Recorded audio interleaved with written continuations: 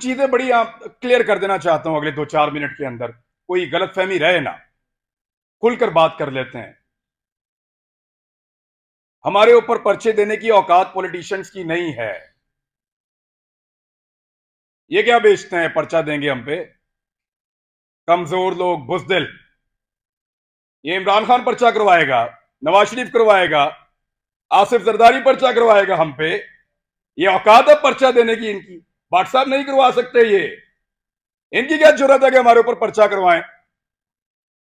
पर्चा मेरे पे हो या मीर शकील पे हो, अरशद शरीफ पे हो या साबिर शाकिर पे हो, समी भाई पे हो या भट्ट साहब आपके ऊपर हो या जमीर भाई आपके ऊपर हो, ये नहीं करवा सकते पर्चा। ये जो पर्चा हमारे ऊपर होता है ना, बगावत का, गद्दारी का, इसके कॉपीराइट ही नहीं है पॉलिटिशियंस के पास। हर चीज के कॉपीराइट्स होते हैं ना। ये जो रियासत से बगावत का और गद्दारी का मुकदमा है, इसके कॉपीराइट इन सियासतदानों के पास नहीं है, वो इनके अब्बा जी के पास हैं, पाकिस्तान की एस्टेब्लिशमेंट के पास हैं कॉपीराइट्स। गद्दारी का पर्चा, बगावत का पर्चा, वो हम पे करवाएंगे। दुनिया के किसी मुल्क में ये पर्चे नहीं हो रहे, क्योंकि सब मुल्कों को इस बात का यकीन है कि उस मुल्क में रहने वाले शहरी उस मुल्क के वफादार हैं। सिर्फ पाकिस्तान के अंदर एस्टेब्लिशमेंट को इस बात का शक अभी बाकी है कि यहां पे गद्दार भी हैं और बागी भी हैं। क्यों शक करते हो? क्या मसला है आपका? ये कहना चाहिए, वो नहीं कहना चाहिए, सवाल ही तो पूछते हैं। हम करते क्या है? यानी अजीबो गरीब किस्म के स्टैंडर्ड्स पाकिस्तान में बनाए हुए हैं। मैं कुछ चीजें आपके सामने रख देता हूं। पाकिस्तान की एस्टेब्लिशमेंट से खुली खुली मैं सामने बात कर देता हूं। आप गैरों की जंग में हमें धकेल दें तो आप मुहिब्बे वतन हैं, और हम आपसे ये पूछें कि इतने सारे बंदे क्यों मारे जा रहे हैं, तो हम गद्दार भी हैं और बागी भी हैं। आप बंद कमरों के अंदर फैसले करें इस मुल्क के 22 करोड़ अवाम के, तो आप मुहिब्बे वतन हैं। हम आपसे पूछें कि उन फैसलों के नतायज पे नजर देखिए, बताएं कि ये हालात क्यों हुए, तो हम गद्दार हैं। आप पाकिस्तान में बार बार रजीम चेंज ऑपरेशंस करें, मुंतखब हुकूमतों को गिराएं, तो आप मुहिब्बे वतन हैं। हम आपसे पूछें कि ये क्यों किया, तो हम गद्दार भी हैं और हम बागी भी हैं। आप वजीर आजमों के इंटरव्यूज करें और फैसला करें कि इसको बनाना है और इसको नहीं बनाना, तो आप मुहिब्बे वतन हैं। और हम जब ये कहें कि जनाब अवाम का फैसला होना चाहिए, ये 22 करोड़ लोग हैं, कीड़े मकोड़े नहीं हैं, तो हम गद्दार भी हैं और हम बागी भी हैं। यानी आप बगावतों के और गद्दारियों के मुकदमे दर्ज करवाएं जो पूरी दुनिया में नहीं हो रहे, और जब हम आपको ये कहें कि क्या हम बागी हैं, तो उस पर भी हम बागी हैं, उस पर भी हम गद्दार हैं। यानी अजीबो गरीब किस्म का क्राइटेरिया बनाया हुआ है। आप हमारे लिए, हमारे मुल्क की जमीन को तंग कर दें, तो आप मुहिब्बे वतन हैं, और हम अपनी जमीन पे आजादी से रहने का हक मांगे, तो हम गद्दार हैं, हम बागी हैं। आप खुदा ना खास्ता कभी हार भी जाएं, तो आप मुहिब्बे वतन हैं। और हम आपसे पूछें कि हुजूरे वाला ये क्या हुआ था, तो हम गद्दार हैं, हम बागी हैं। आप किसी एक तजर्बे में नाकाम हो जाएं, तो आप मुहिब्बे वतन हैं, और हम सिर्फ नाकामी की निशानदेही कर दें, तो हम गद्दार हैं, हम बागी हैं। हम हंसे तो गद्दार हैं, रोएं तो गद्दार हैं, बोले तो गद्दार हैं, चुप रहे तो गद्दार हैं, बात करें तो गद्दार हैं, ना करें तो गद्दार हैं, हम सवाल करें तो गद्दार हैं, जवाब मांगे तो गद्दार हैं, जवाब ना देने पर रिएक्ट करें फिर गद्दार हैं। क्योंकि हम पैदा हुए हैं हुजूर गद्दारी के लिए। हमारे गलों में ना तख्तियां डालो और हमें चक्कर लगवाओ पाकिस्तान के गद्दार लिखकर, हमारे माथों पे लिखो गद्दार, इधर यहां लिखो,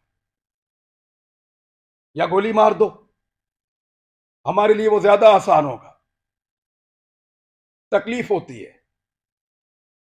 अरशद शरीफ ने किसके लिए आवाज नहीं उठाई थी? आप सारे गवाह हैं। जिसको मार पड़ी वो उसका शदीद तरीन मुखालिफ होने के बावजूद कहता रहा कि गलत मारा। तो तकलीफ होती है ना। भट्ट साहब नाकामी थी हमारी, उसका हम पे एतबार खत्म हो गया। भट्ट साहब, उसको पता चल गया अब उसका बोझ नहीं उठा सकते, वो इसलिए मुल्क छोड़ के गया था। उन्होंने पता लग गया ताड़े तो गल उत्ते हुण, हम पे उसका एतबार खत्म हो गया था। तकलीफ होती है, चुप करके निकल लिया। इन्होंने मजाक उड़ाया उसकी तस्वीर दिखा दिखा कर, हमारे इख्तलाफात को हमारे खिलाफ इस्तेमाल किया, हमारे लोगों को तस्वीर भेजी कि ये देखो भाग रहा है, फोटो लगाओ सोशल मीडिया पे, गंदा करो इसको, भाग रहा है। और बुज़दिल नहीं था। बुज़दिल होता तो तुम्हारे साथ डील करता, तुम उसकी मिन्नतें कर रहे थे डील के लिए। रोज उसे कहते थे कि आओ बात करें, रोज उसे कहते थे कि आओ सरेंडर करो हमारे सामने। उसके बच्चों को थ्रेट, उसकी फैमिली को थ्रेट। अकेला था, उसको पता था सबको उसने अकेले ने संभालना है, कोई और तो नहीं था उसके साथ। जाओ पूछो उसकी मां से, मैं मिलकर आया हूं उस दिन। सारी बातें करने के बाद, पूरा हौसला देने के बाद, आखिर में वो कहती है कि अरशद तो नहीं है ना, जो कुछ भी हो अरशद तो नहीं आएगा अब। हम पे उसका एतबार खत्म हो गया था, इसी काबिल है हम पे भरोसा नहीं था उसका, इसलिए वो यहां से गया। बुज़दिल नहीं था, हम नकारा हो गए थे, हम उसको नहीं बचा पाए। मैं अभी थोड़ी देर पहले मैं मोटरवे पे आ रहा था, मैंने एक वीडियो रिकॉर्ड की। मुझे इत्तला दी गई कि आप इस्लामाबाद आएंगे तो पकड़ेंगे, तो मत जाओ। तो मुझे दो वजूहात समझ आई, या तो कोई ये चाहता है कि मैं आके बात ना करूं, या हो सकता है वाकई पकड़ ले।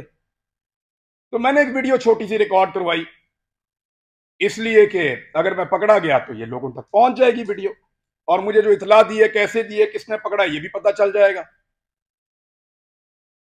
मैंने अपने बच्चों से भी माफी मांगी। मैं एक साल में उनको कोई किसी एक मौके पर भी जो मैं उनके साथ टाइम गुजारा करता था, मुझे वो मौका ही नहीं मिला।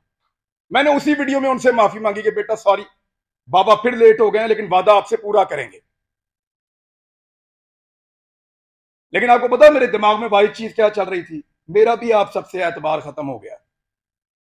आखिर में मेरे दिमाग में यह आ रहा था कि अरशद नहीं है, बोलेगा कौन। वही था, सबको इकट्ठा करके वहां अदालत में पहुंच गया। क्यों पकड़ा उसको? हौसला देता था, डट कर खड़ा था, हर जगह उसने आवाज उठाई और पूरी कोशिश की उसने कि यह मुश्किल वक्त गुजर जाए। अभी मैं इस यकीन के साथ अंदर जाऊंगा कि अरशद पीछे नहीं खड़ा हुआ। अब सिर्फ ये एक कमी मुझे महसूस हुई है, वो इस कमी के साथ पाकिस्तान छोड़ गया था। वो तकलीफ मैंने आज पहली मर्तबा महसूस किया कि जब वो ये मुल्क छोड़कर जा रहा था तो वो कितना बेबस था, और उसका हमने मजाक उड़ाया कि फलां फ्लाइट से निकल गया, इस तरह निकल गया, इस तरह भाग लिया। उसने मुझे फोन पे बताया, इमरान तुझे पता है मैं कैमरे में जानबूझकर मुस्कुरा रहा था, वो इसलिए कि मुझे पता था ये मेरा मजाक उड़ाएंगे।